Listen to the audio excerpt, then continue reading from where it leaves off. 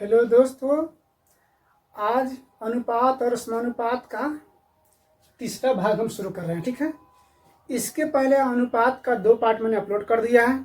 ठीक है, उसमें अनुपात पढ़ाए थे, अनुपात को समझाए थे। ठीक है, आज का जो टॉपिक है वो समानुपात है। ठीक है, इसमें समानुपात को समझाएंगे और पढ़ाएंगे बिल्कुल जीरो लेवल से।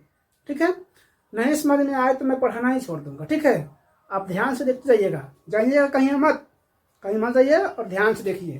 देखिए कितने अच्छे से पढ़ाते हैं। समानुपात, प्रोपोर्शन।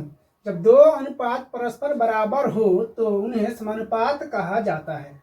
इसे चिन्ह, ये 4 बिंदु का जो चिन्ह दिख रहा है ना, समानुपात को इसी चिन्ह से सूचित किया जाता है। ठीक है, और समानुपात का अर्थ क्या हुआ, इसका अर्थ हम समझाते हैं। ए अनुपात बी समानुपात सी अनुपात डी। ठीक है, 2 अनुपात हो गया। ठीक है, और एक और है, ये दोनों परस्पर बराबर हो जाए तो हम कहेंगे कि यह समानुपात में है, या कहेंगे एक दूसरे के यह समानुपाती है। ठीक है, इसका अर्थ होता है बराबर। ठीक है, इसका अर्थ होता है बराबर, यानी हम इसको ऐसे लिख सकते हैं, ए अनुपात बी बराबर सी अनुपात डी। इस तरीका से हम इसको लिख सकते हैं। ठीक है, और इसको एक और तरीका लिखने का है, ए बट्टा बी बराबर सी बट्टा डी। इस तरह से हम इसको लिख सकते हैं। ठीक है, और इस तरफ जब भी लिखेंगे तो एक और फॉर्मूला बन जाएगा यहाँ से। ठीक है, ट्रिपल दिशा गुना कर देंगे, ए गुना डी बराबर बी गुना सी। एक ही फार्मूला बन जाता है। ठीक है, इस फार्मूला को कहते हैं मध्य पदों का गुणनफल और बाह्य पदों का गुणनफल बराबर होता है। ठीक है, तो इसको हिंदी भाषा में लिख सकते हैं फार्मूला को,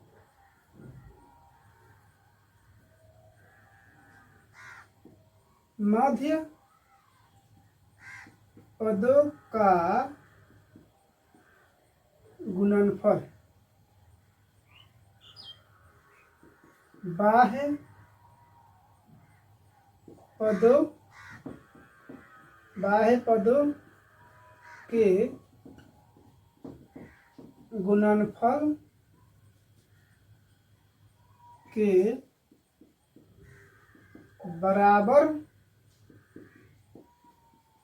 होता है। ठीक है, जब इसे बराबर होता है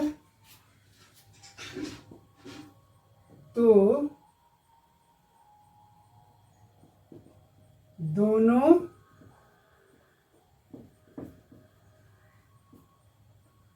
एक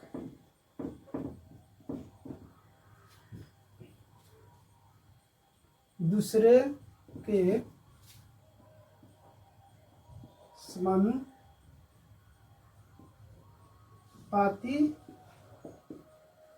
होता है। ठीक है, और समानुपाती कैसे होता है, चलिए पहले इस पर एक सवाल बनाते हैं, उसके बाद समानुपाती को समझते हैं। ठीक है,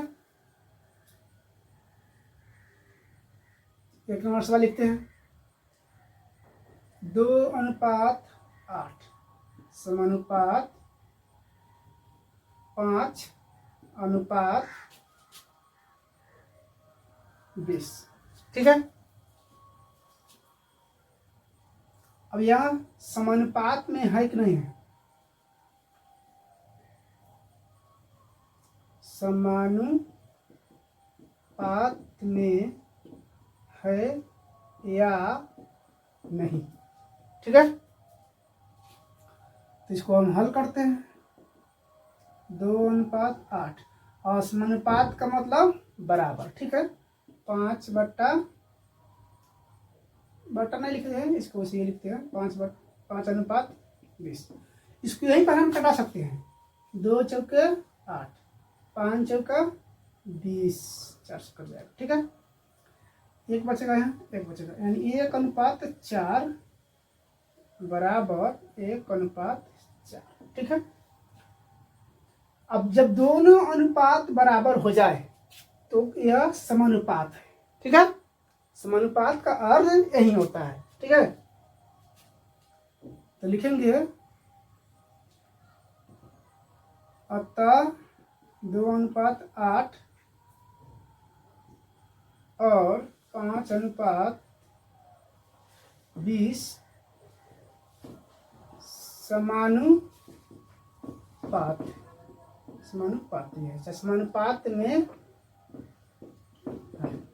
ऐसे लिख देंगे। ठीक है, दूसरा सवाल लिखते हैं।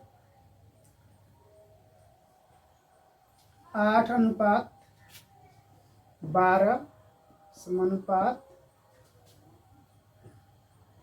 6:12 12 ना 18 करते हैं, 6:18। ठीक है, क्या समानुपात में है? ठीक है, चलिए इसको हल करते हैं, समानुपात में है कि नहीं। 8:12 बराबर 6:18। ठीक है, इसको कटाइए। 2 चौका 8, 3 चौका 12,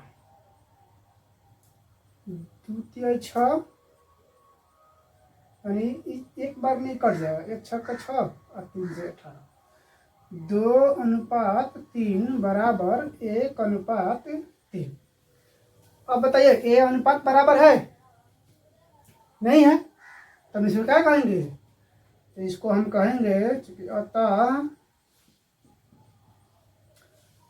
8:12 6:18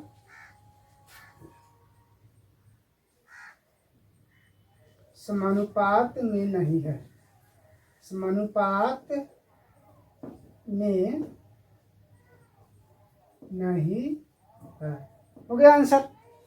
ठीक है, अच्छा लगा तो लाइक शेयर जरूर कीजिएगा, कमेंट कीजिएगा। ठीक है, और अपने दोस्तों को शेयर भी कर दीजिएगा। ठीक है।